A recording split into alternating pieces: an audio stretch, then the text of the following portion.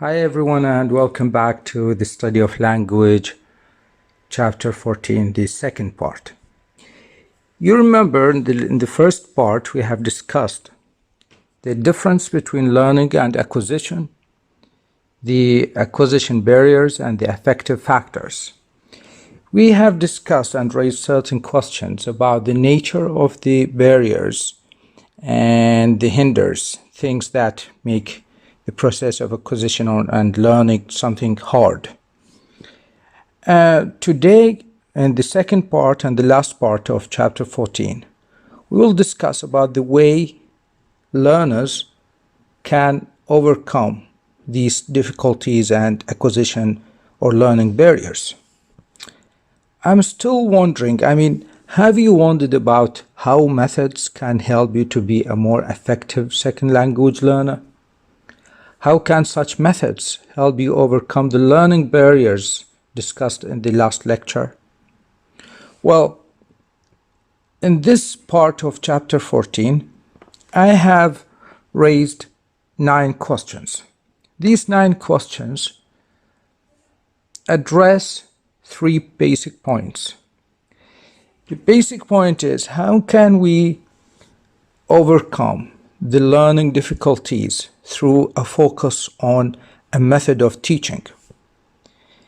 The second point addressed by these 9 questions is, how can we overcome such learning barriers through a focus on the concept of the learner himself?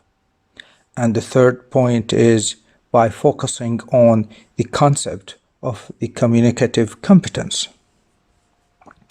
So please try to read all these questions carefully. The first major part will address a focus on a method.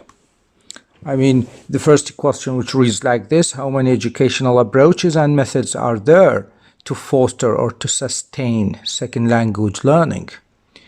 You would see that we got already 3 basic such methods and approaches.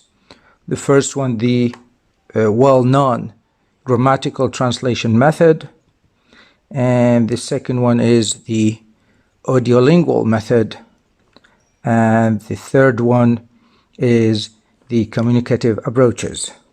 You would find the characteristics and the features of each one of these methods, and please pay some attention on the weaknesses.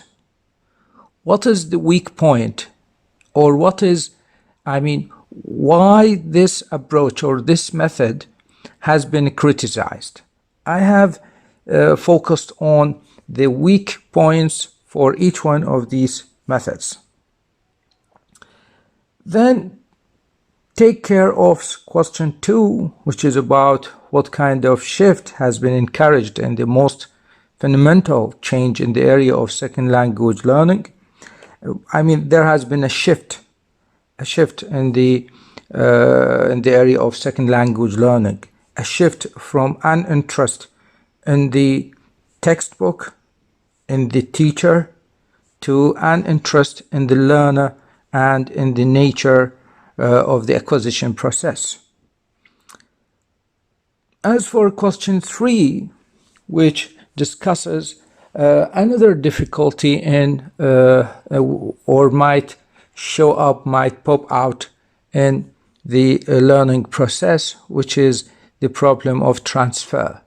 Of course, transfer is not always bad, but it depends on the type of the transfer we are talking about here, since we have 2 types of transfer: negative transfer, which is bad, and positive transfer, which is still, as from the way it is called, it's positive.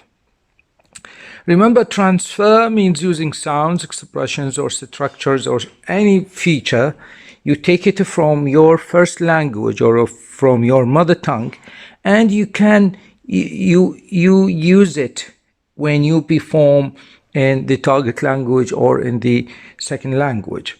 Okay, we have certain features in Arabic language that look like, or they seem similar to certain other features in English, and you can make a transfer. You take them from Arabic and you apply them when you perform in English. Or some other times we might have some dissimilarities between Arabic and English. For example, well, let me give you an example. It's like the absence of the concept of auxiliary verbs. In Arabic, we don't have auxiliary verbs. In English, we do have ones.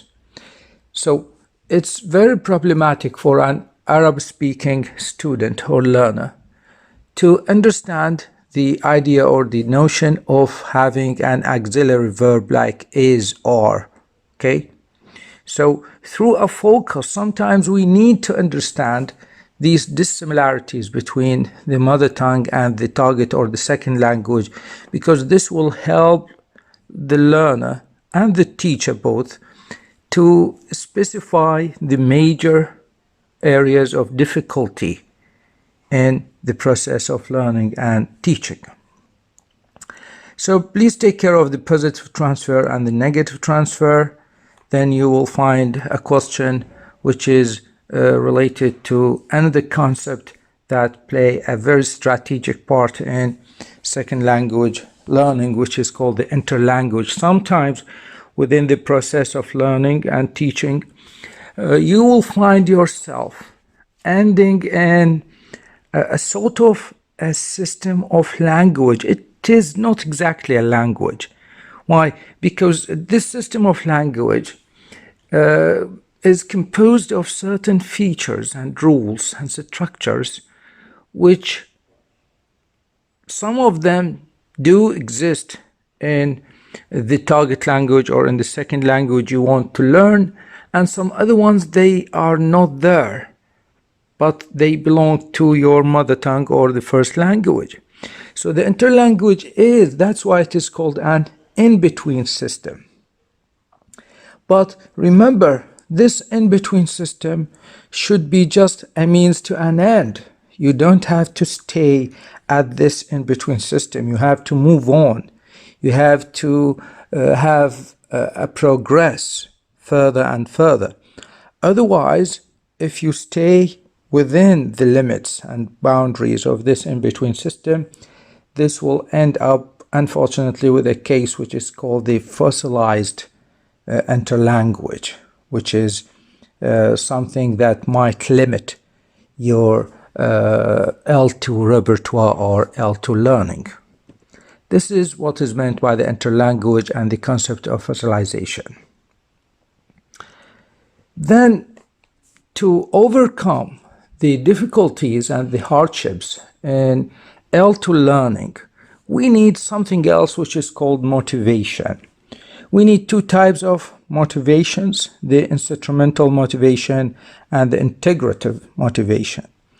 As for the instrumental motivation, sometimes we need to learn, for example, English just to achieve a specific goal, such as completing a school graduation requirement or being able to read scientific publications. Some of you, hopefully, when they want to, if they like pursuing their higher studies, they might find themselves doing English language tests like IELTS, like TOEFL. This will give you a motivation to have a sort of progress in English or L2 learning, but this kind of motivation is called instrumental because you are using it as an instrument, as a means to achieve a goal.